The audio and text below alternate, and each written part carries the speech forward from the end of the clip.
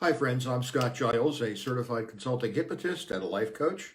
And every Saturday afternoon at 2:30 Central Time, I do a 5 or 10-minute video on some aspect of coaching or hypnotism.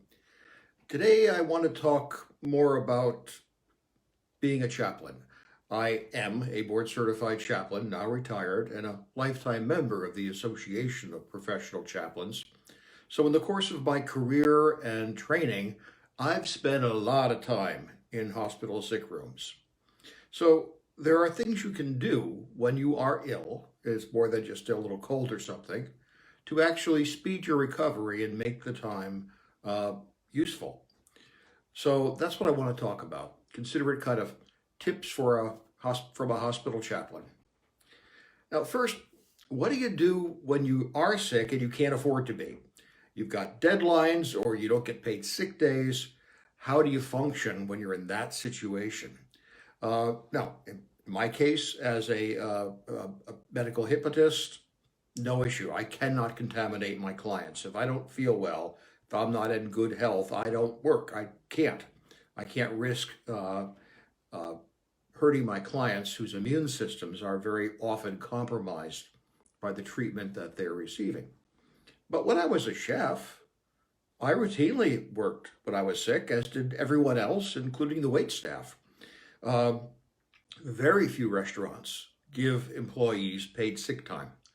In fact, that's one of the tests I do when I go out to a restaurant that I don't know. I generally will avoid restaurants that I know are not paying a living wage and don't provide sick leave for their customers, because if the cooks are sick and they're working handling food, the wait staff are sick and they're carrying plates out, they're transmitting whatever they've got to the customer. Not a good thing, but you'd be amazed how many restaurant owners don't see that as a problem. So, uh, what do you do when you can't afford to be sick? Well, the usual things, obviously: follow medical advice, get plenty of sleep, take any medications that have been prescribed for you. Consider consulting a hypnotist. We can do a lot to make an illness more tolerable.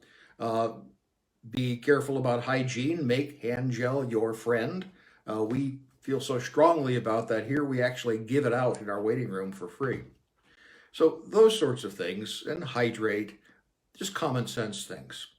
Oh, by the way, research at Mount Zion Hospital shows the best thing to hydrate with when you're sick: chicken soup. Believe it or not, they actually sell cans of prescription chicken soup in the hospital gift shop. It gives you electrolytes that you need, it gives you some useful protein, and it clears away mucus and phlegm. So, chicken soup to hydrate. But more seriously, there are some things that I have seen, mistakes I've seen people make, that I urge you not to make if you come down with something serious. First, curate your mind. Don't let your imagination run away with you, because it can make you sicker than you already are. This was driven home to me back in 1977 when I was doing my clinical pastoral education at the University of Chicago Medical Center. I was assigned to neurological diseases, and so I went into the medical library and began to do research on those conditions. And I came upon a disease called Kuru, Kuru. You can look it up if you're curious. It is a transmissible spongiform encephalopathy, like the mad cow disease, but this was before mad cow disease was known. It's a debilitating and condition for which there is no treatment and is invariably fatal. The symptoms of Kuru are very vague. And so as I was sitting there reading, I began to get frightened because I had had some of these symptoms. Now, they're pretty pedestrian things: headaches. Well, I had migraines all my life and stuff. And as I kept reading, I began to get more and more frightened, because even if I didn't have the symptom, I could sort of maybe remember that once upon a time I had. And before I knew it, I was in a full blown panic attack: ringing in the ears, flushing, tachycardia, the whole 9 yards. Then I came upon the etiology, which is how you acquire this disease. The disease is unknown outside of the headhunters of New Guinea. The only way you can get it is by eating the brain of another human being who has it. Well, I knew I hadn't done that. And what this taught me is that my imagination is so powerful. I can cause not just fear, I can cause physical symptoms that could be very, very harmful. So your mind can be your healer. That's what I'm all about when I do medical hypnosis, but it can also be your slayer. So when you've got something seriously wrong with you, don't get on the internet and read a bunch of garbage that terrorizes you. Don't spend a lot of time imagining yourself in the worst possible straits. Do the opposite.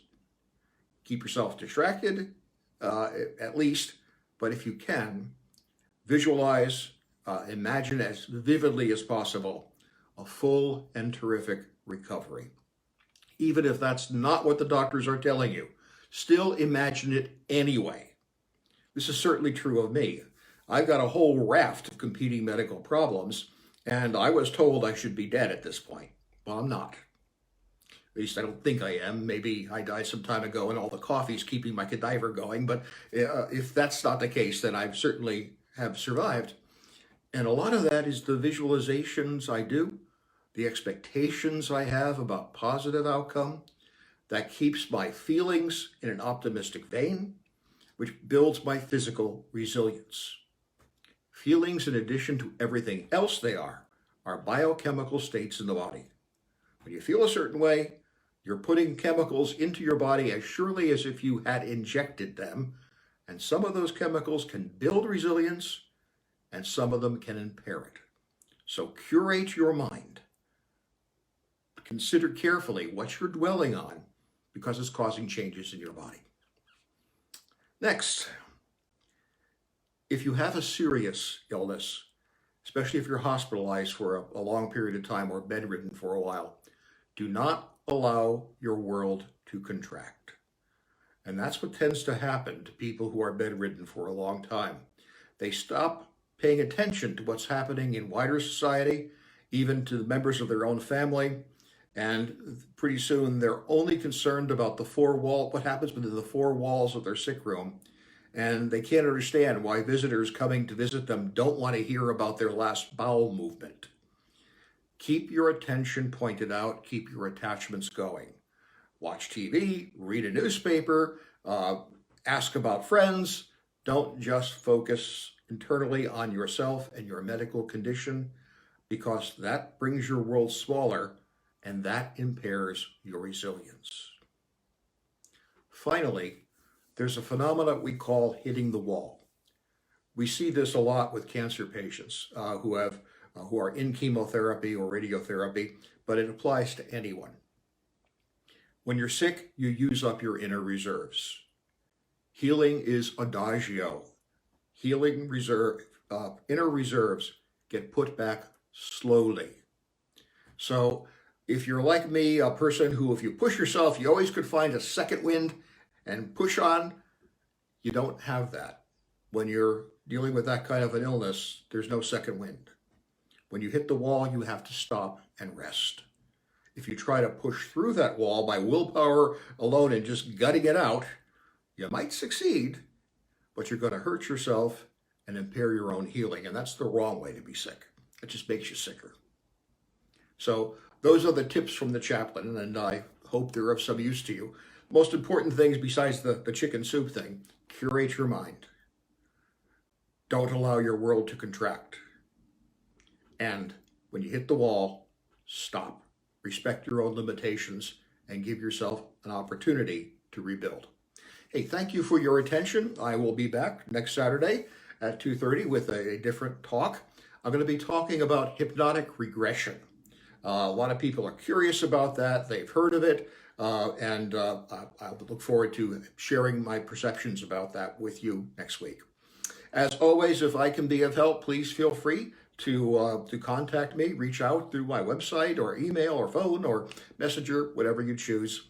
There's a lot that medical hypnosis and life coaching, the way it's done here, can do to make you the best version of yourself. And please like and share this video.